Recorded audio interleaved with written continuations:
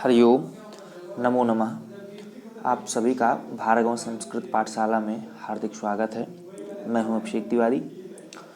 जैसा कि आप सभी लोग को पता है कि इस समय भारत सरकार के द्वारा जो केंद्रीय विश्वविद्यालय हैं उन केंद्रीय विश्वविद्यालयों में कॉमन एंट्रेंस एग्ज़ाम लिया जा रहा है, जिसमें जो पीजी का कोर्स है संस्कृत है, उस संस्कृत का जो सिलेबस है उसके अनुसार आइए हम सभी लोग तैयारी करते हैं और हम जानते हैं किस प्रकार से परीक्षा में प्रश्न पूछे जाते हैं, किस प्रकार से हमको क्या हल करना है, कैसे। तो शुरुआत में जो प्रथम यूनिट है उस प्रथम यूनिट में जो सिलेबस दिया गया उसमें वैदिक साहित्य है, वैदिक संहिता, ब्राह्मण, आरण्यक, उपनिषद इत्यादि दिए हैं। हम लोग शुरुआत करते हैं वैदिक संहिता से। तो सामान्यतः वैदिक संहिता है क्या, तो हम जानते हैं कि भारतीय संस्कृति में वेदों का स्थान महत्वपूर्ण एवं सर्वोच्च है। भारतीय संस्कृति की मुख्य आधारशिला वेद ही है। सनातनियों के रहन सहन, आचार विचार, धर्म कर्म तथा संस्कृति को समझने के लिए वेदों का ज्ञान आवश्यक है। हम किस प्रकार से सनातनियों का रहन सहन जान पाएँ, उनका आचार विचार कैसा है, धर्म कर्म कैसा है, संस्कृति किस प्रकार की क्या है, कैसी है, तो उन सभी को जानने के लिए यदि कोई आद्य ग्रंथ है तो सबसे अच्छा है कि हम सबसे पहले हम वेद को जानें। वेद आखिर है क्या? वेद को यदि हम जान गए तो हम सनातन धर्म के हर एक पहलू को जान जाएंगे, सूक्ष्म से लेकर के उच्च पहलू तक सबको हम जान जाएंगे। शुरुआत करते हैं कि वेद शब्द की व्युत्पत्ति और अर्थ। तो वेद शब्द का अर्थ क्या है? तो वेद शब्द की व्युत्पत्ति ज्ञानार्थक विद ज्ञाने धातु से घय प्रत्यय से बना है, जिसका अर्थ होता है ज्ञान। अतः वेद शब्द का अर्थ होता है ज्ञान की राशि या संग्रह। मनुस्मृति में आया है कि सर्व ज्ञान मयो ही सह। मनुस्मृतिकार कहते हैं कि सर्व ज्ञान मयो ही सह। सह अर्थात क्या? तो कहा वेद। वह वेद ही सभी ज्ञान का आधार है, वेद ही सब ज्ञान से परिपूर्ण है। पाणिनीय की दृष्टि के अनुसार वेद शब्द की व्युत्पत्ति 4 धातुओं से विभिन्न अर्थों में होती है। पहला कहते हैं विद सत्तायाम, विद ज्ञाने, विद विचारणे, विद लाभे इत्यादि प्रकार से कहते हैं। और सायण एक जो भाष्यकार हैं सायण ने लगभग चारों वेदों पर भाष्य लिखा है। तो वो क्या कहते हैं कि इष्ट प्राप्ति अनिष्ट परिहारयोः अलौकिकम उपायम यो ग्रंथो वेदयति स वेदः, तैत्तिरीय संहिता में कहते हैं। अर्थात जो ग्रंथ इष्ट प्राप्ति और अनिष्ट का निवारण कर अलौकिक उपाय बताता है, अर्थात इष्ट की प्राप्ति किस प्रकार से हो और अनिष्ट का निवारण किस प्रकार से किया जाए, ऐसा जो अलौकिक उपाय जो ग्रंथ बताता है वो ग्रंथ वेद है। हम और कहते हैं कि वेद के बारे में वेद के अर्थ में कुछ मुख्य शब्द प्रयोग होते हैं, जिसमें श्रुति है, निगम है, आगम है, त्रयी है, छांदस है। तो श्रुति किसे कहते हैं?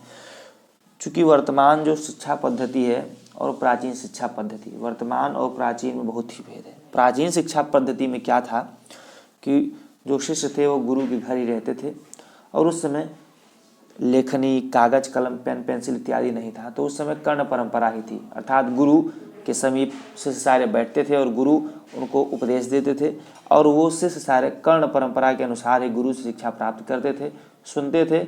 गुरु के मुख से जो गुरु उनको समझाते थे वो शिष्य सुनते थे और ठीक इसी प्रकार से शिष्य किसी दूसरे को बताते थे, वो सुनता था।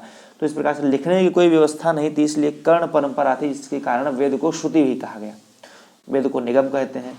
निगम से तात्पर्य कि निगम का अर्थ सार्थक या अवबोध है, अर्थात वेदों को सा अभिप्राय सुसंगत और गंभीर अर्थ बताने के लिए निगम कहा गया। आगम और निगम, आगम का प्रयोग शास्त्र और वेद दोनों के लिए करते हैं, किंतु मुख्यतः जब आगम और निगम दोनों एक साथ प्रयोग होते हैं तो वहाँ आगम का अर्थ शास्त्र हो जाता है और निगम का अर्थ वेद हो जाता है। किंतु यदि केवल आगम ही प्रयोग हुआ है तो वहाँ पर यदि आगम प्रयोग हुआ है तो वहाँ पर वेद और शास्त्र दोनों के लिए। त्रयी कहते हैं ऋग्वेद, यजुर्वेद और सामवेद। ऋग्वेद, यजुर्वेद और सामवेद के समूह को त्रयी कहते हैं, इसलिए त्रयी अर्थात वेदों को त्रयी कहते हैं। वेदत्रयी आता है ना, वेदत्रयी, तो वही वेदत्रयी है। छंदस, छांदस का अर्थ होता है ढकना या आच्छादित करना, अर्थात चारों वेदों के प्रयुक्त यास्क ने व्युत्पत्ति की क्या छंदांसी छादनात्। यास्क ने अपने निरुक्त में व्युत्पत्ति करते हैं वेद के लिए क्या कहते हैं कि छंदांसी छादनात्, अर्थात जो ढका जाए आच्छादित हो वह वेद है। पाणिनि ने बहुलम छंदांसी सूत्र के द्वारा वेद को छंदस कहा है। आइए हम आगे चलते हैं। और वेदों का रचना काल, वेद का रचना काल, वेद कब रचे गए हैं, वेद किसी ने रचा है कि वेद ईश्वर की निश्चित वाणी है, क्या है, कैसे है, उसका रचना कब हुआ, किस समय में हुआ, कैसे हुआ, इसका वर्णन करते हैं आगे। तो चूंकि जैसा पता है कि जो सनातन कालगणना है, जो सनातन है, भारतीय परंपरा है, वो भारतीय परंपरा वेदों को अपौरुषेय मानती है, जबकि जो पाश्चात्य वाले हैं, पाश्चात्य विद्वान हैं, वो वेदों को पौरुषेय मानते हैं। अपौरुषेय और पौरुषेय में अंतर है कि अपौरुषेय अर्थात जो पुरुष विशेष के द्वारा लिखा या रचा नहीं गया है, और पौरुषेय जो पुरुष विशेष या के द्वारा लिखा या रचा गया है।